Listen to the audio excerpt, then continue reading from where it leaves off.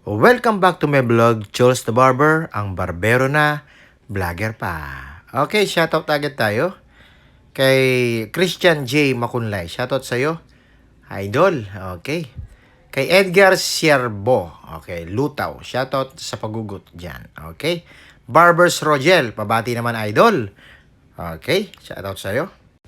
Okay, tapos ay lining na agad tayo. Tapos ay kunin na natin tong sa ilalim na buhok. Linis agad tayo. Pinalitan ko itong trimmer. Mas masarap kasing kumain itong detailer natin ay. Okay. Tinira ko muna itong number 3 guard, no? Tapos ay sinundan ko ito ng 1.5. Okay, tapos ay ang first guide natin open ito. Okay, all the way open ito. Tapos paikot lang. Kung effective ito, pwede naman. Depende kung gaano katagal, no? Pwede niyong orasan. Kung ilan kayong... Pwede rin kung mas petiks-petis lang ang gusto yung fade, okay na din. Kung mabilisan naman, katulad ng ginagawa ko noong nakaraan, okay din yun. Ito ay step by step na paring pwede nyo gayahin. Actually, ito ay nakita ko lang din sa iba. Okay, tapos dito ay 0 tayo. Close lever ito. Linis lang tayo ng konti.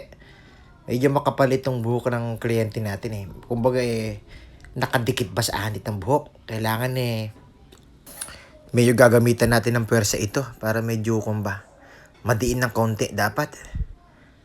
Para makuha yung sahagod ba. Okay, line up agad tayo sa temple. Ikortihan natin ito. Okay, dahan-dahan lang tayo dahil isang kamay lang eh. Alam mo naman, kapag isang kamay, medyo medyo ngalay ba ng kaunti. Okay. Close lever tayo. Kunin lang natin yung medyo dark spot na ito. Ayos.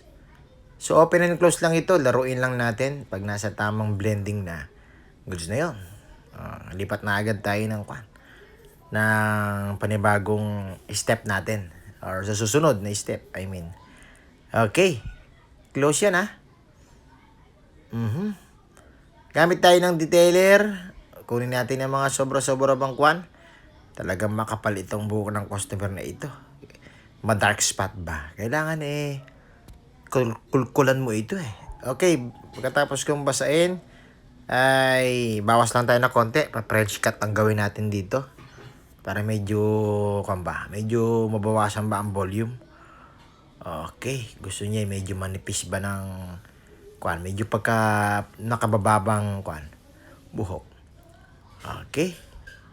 Ayos ganito tayo magbawas ngayon Talagang napapag-aralan ng lahat ng bagay Wag lang ko kayong susuko sa mga baguhan dyan.